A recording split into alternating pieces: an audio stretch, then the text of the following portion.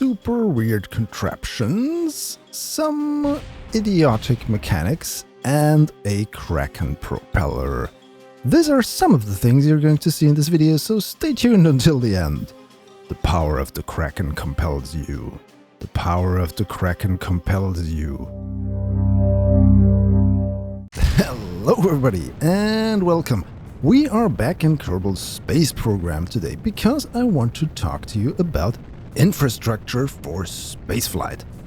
Yes, and in order for this to be kind of visualized by this space simulation game over here, I decided to start a completely fresh new save game and set up everything as I think it might make sense in the sense, so to speak, of having an interplanetary spacefaring civilization. And in order for this to work, first we need to set up some communications.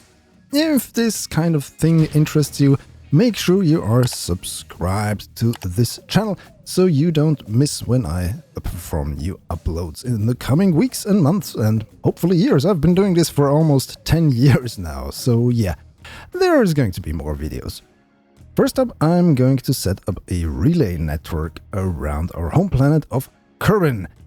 In the game, there are some ground stations that are on the planet that are quite powerful, but for my taste of playing, so to speak, I like to turn that power down in the settings menu because I really like to do these kind of relay networks, and I think it's more realistic to have satellite communication established before you really venture out to the far reaches of the solar system.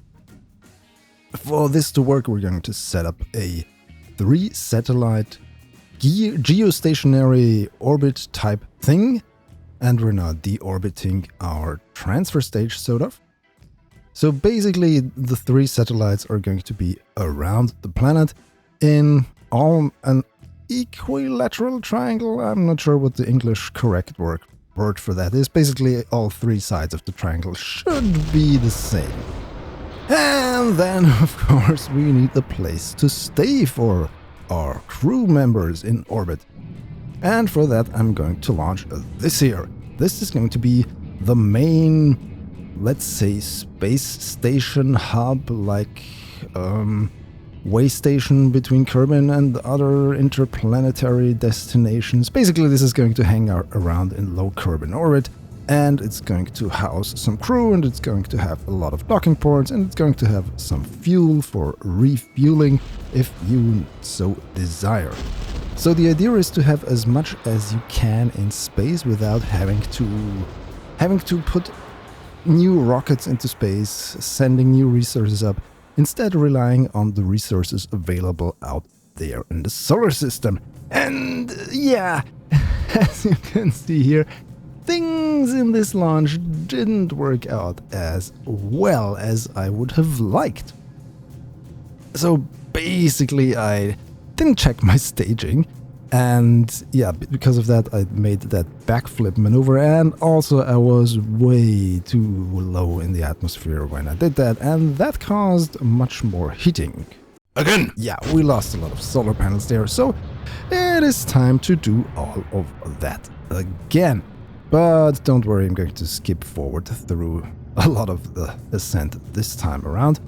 What I'm doing basically is almost a 90-degree turn once I'm higher out of the atmosphere to prevent the friction heating. So this is basically what, if you remember the really early days of Kerbal Space Program, that's how you used to launch. You did like vertical climb until you were like at a certain height, and then you did 90 degrees and did your gravity turn. That maneuver is still kind of viable, but only if you have some unwieldy payload like I have here and you want to not have that atmospheric friction destroy too much of it. Okay, now that we're out of the atmosphere, let's get rid of the added stuff that we don't need. And since they didn't want to drift away like regularly after decoupling, I fast forwarded through time, which made them float away, and then I went to the tracking station and deleted them. Anyway, So basically, what do we need for space infrastructure? I talked about communications first. Now we have some kind of habitation and distribution hub over here in our home planet's orbit. So what's next? I talked about the resources, but first, before we can get the resources, we need communications outside of our home planetary system. And this is where the deep space communications come into play.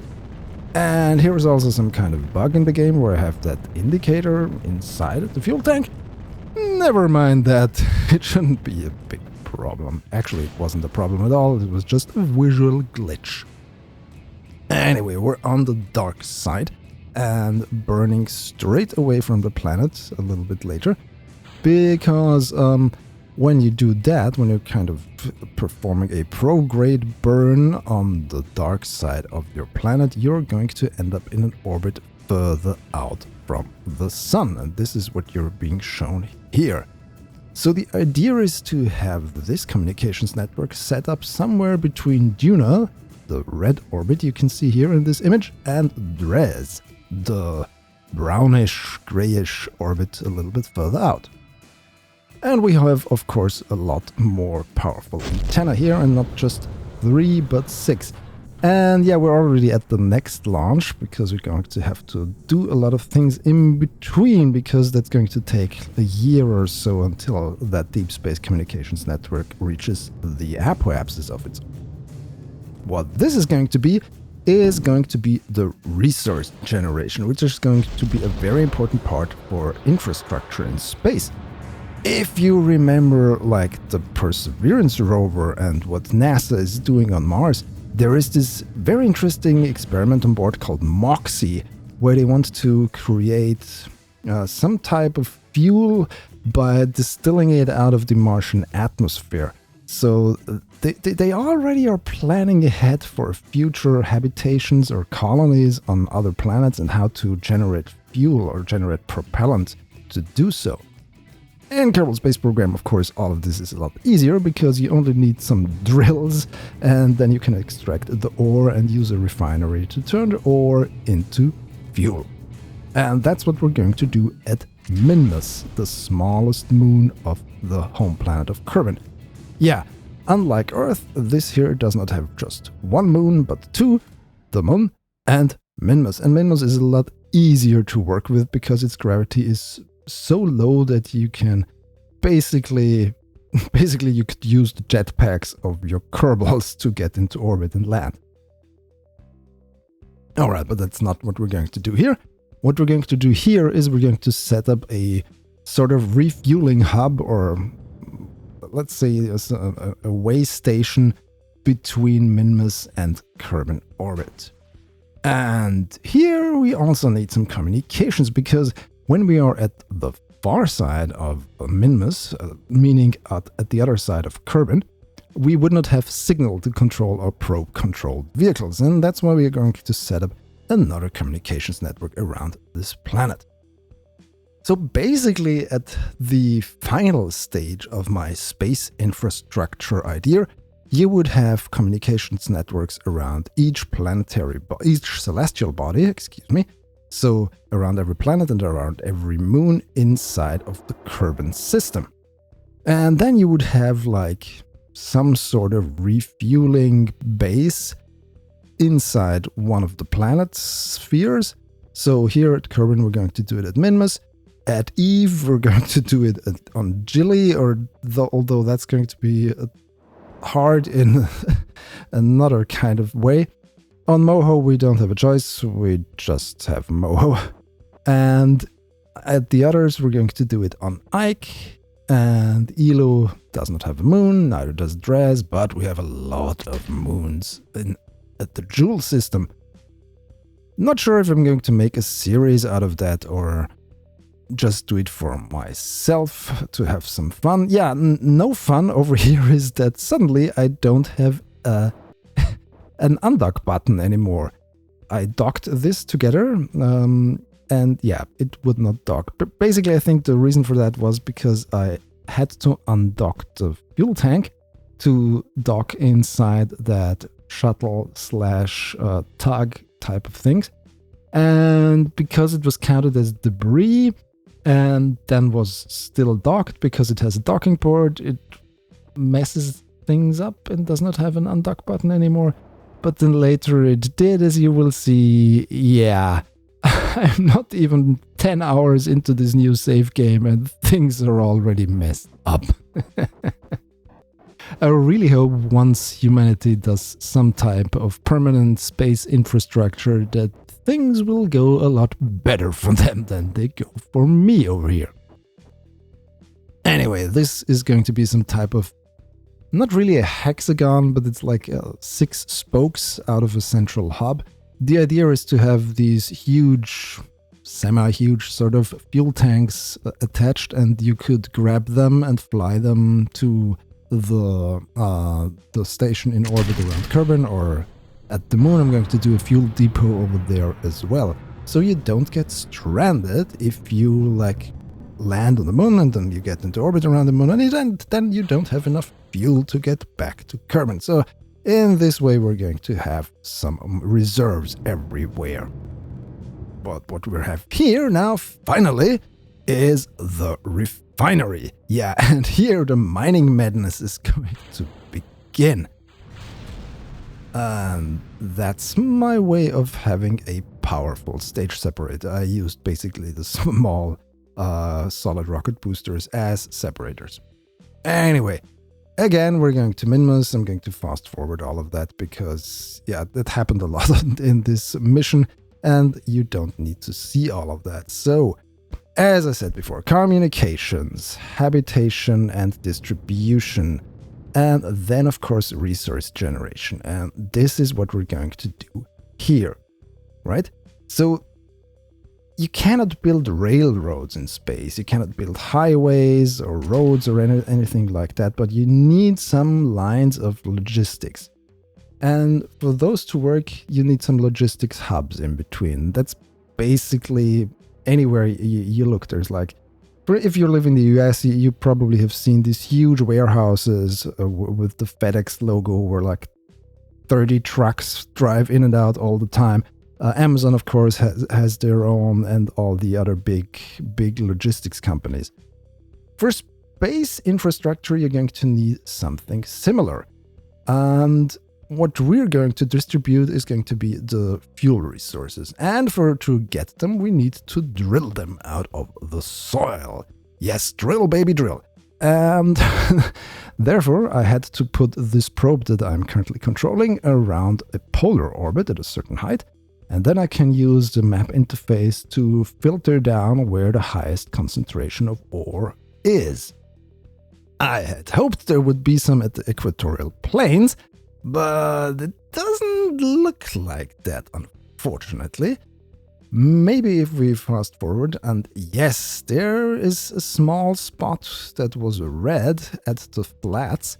So what I'm going to do here is I'm going to use my already in a close equatorial orbit rotating space station. And I'm going to use the CurbNet feature of the probe core to sort of get a bearing on that, put a waypoint there, and use that waypoint to pinpoint my landing for the refinery that is still in a very much higher orbit than this station. And yes, I'm trying to line up what I see here on the map with the CurbNet, and unfortunately it doesn't work perfectly, but as you can see here, I'm going to hone in on that spot of red over there. And yeah, that looks okay, maybe a little bit better. Yeah, we're going to use that as our landing site for this here, our refinery package. Once again, equatorial orbit. Why equatorial? Because it's easier to get to. I mean, it doesn't make a lot of difference when we're talking about Minmus, because the amount of delta V required to get into stable orbit is about, I think, 200 or something. I forgot, I would have to look up a delta V map for that, but it's not a lot. Okay, reducing our horizontal velocity and then trying to hone in on that navigation beacon so we can get the drills to a very resource-rich place. And we have touchdown. And that looks, well, it's not perfectly on the spot, but it looks good enough. Time to release our landing stage. We're going to put that away. And then we're going to unfold our landing pad. This is where I want the fuel shuttles to land that will ferry the refined fuel up to the station in orbit. And this time I did not put the Kerbal there because poor guy, he would have gotten a headache. Okay, and all of these other things that you can see, those are going to be the places where the fuel tanks are going to sit. And yes, inertia!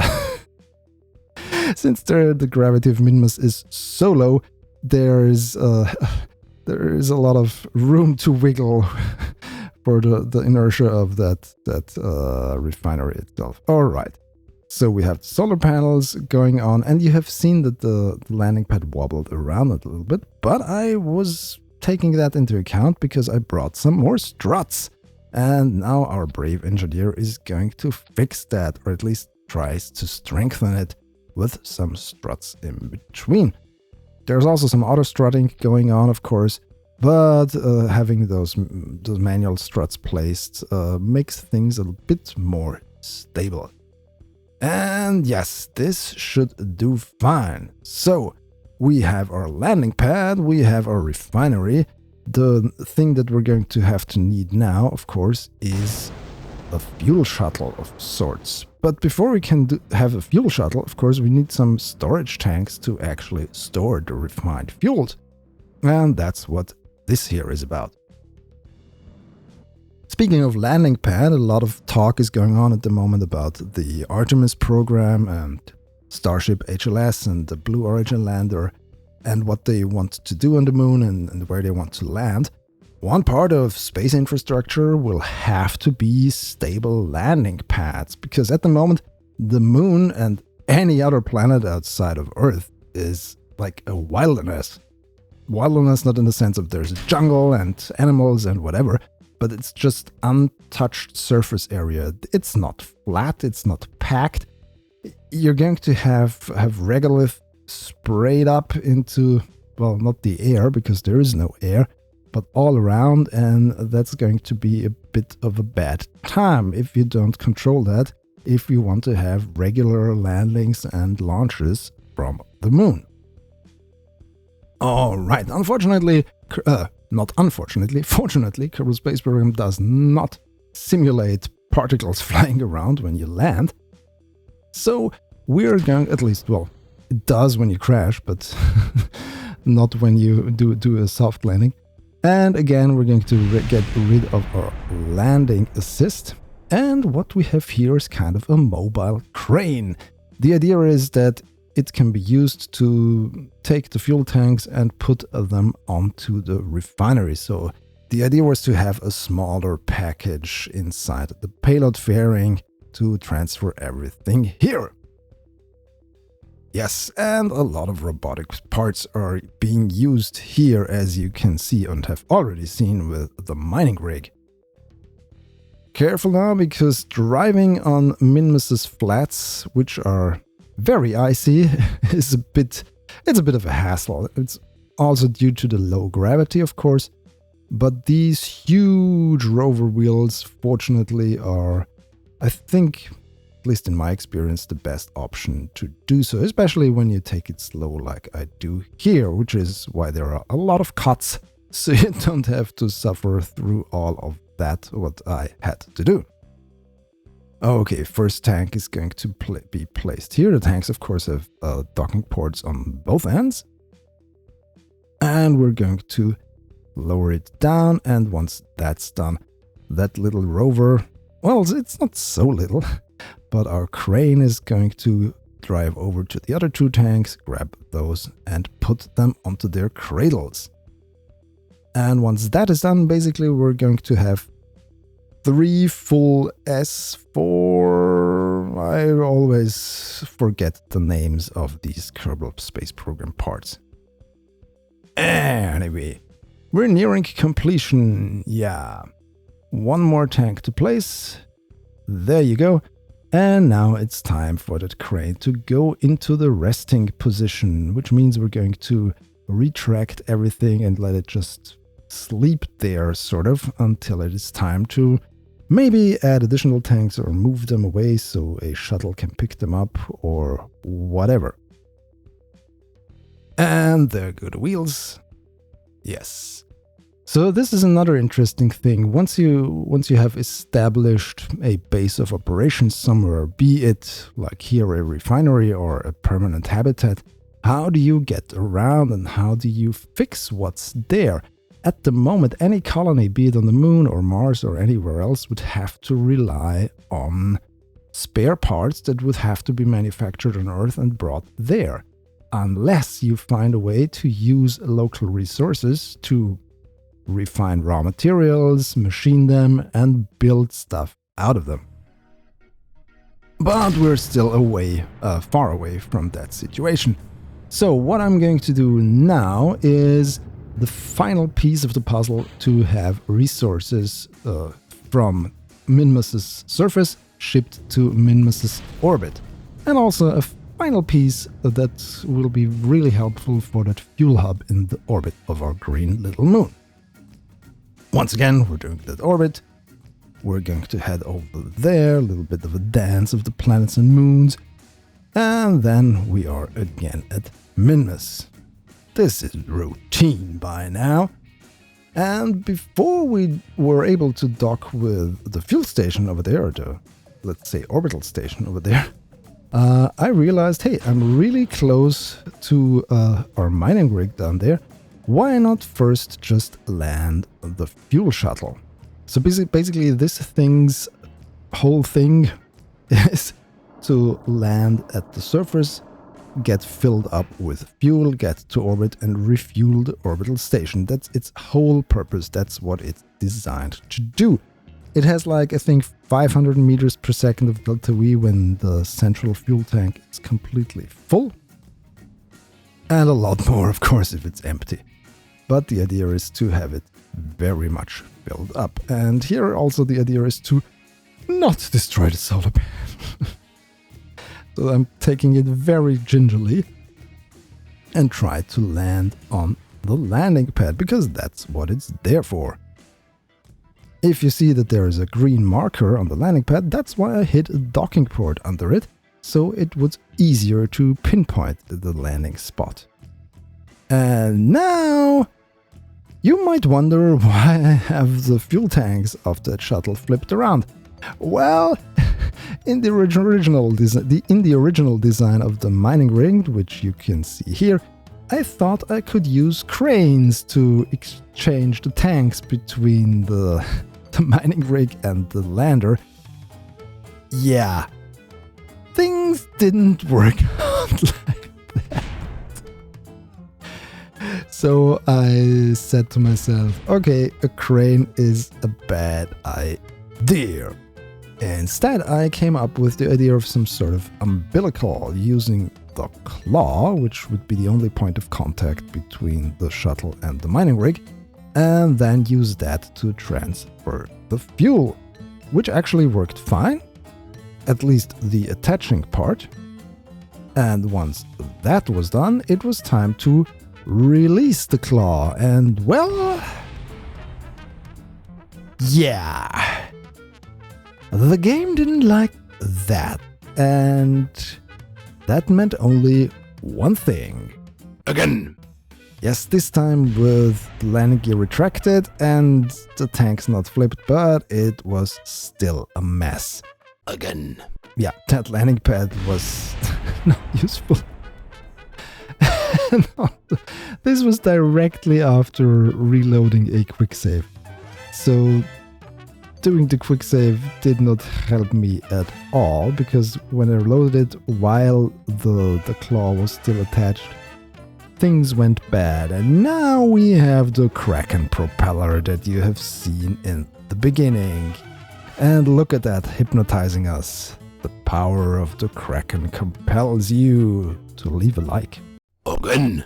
Yeah, once again tried to do the quick load thing and yeah, almost launched everything into orbit. by the power of, I don't know, rubber bands? Yeah. KSP and robotics. I love them and I hate them. And this is one of the reasons why I think I had them in my KSP WTF video I did a little bit a while back. Again! Fortunately, I had another save game stored when it was still somewhere else and not on the launch pad or landing pad, and once I landed beside the landing pad, things went actually well. So I was able to retract that claw from the fully filled lander and then get it back up into space. At least I thought so, because once I tried to time warp, the game would tell me that's not possible because it's landed, which then kind of was circumvented when I used the set orbit cheat. But then when I undocked after refueling the station, or refueling, just transferring like a sixth of fuel needed, then it would still say it is landed. And yeah, it was a total mess. So I had to kill that lander and send another one. I talked about the final piece for the station, and this is what I like to use to end this video with. So what we have here is another docking assembly to enable smaller vehicles and also larger vehicles to dock with this. And once again, the robotics don't really act as they should, because there are two hinges and both should have flipped open. But yeah, they kind of didn't. Anyway, what do you think? What's the main infrastructure in space that we require? Thanks again for watching, and a big thanks for all my people over on Patreon and my YouTube members, which you can see here if you have chosen one of the higher tiers. Let's see if I want to continue this or if KSP annoys me too much. If you enjoyed this video, please subscribe to my channel for more and follow me on my social thingies. The links are in the description. Thanks for watching. Goodbye.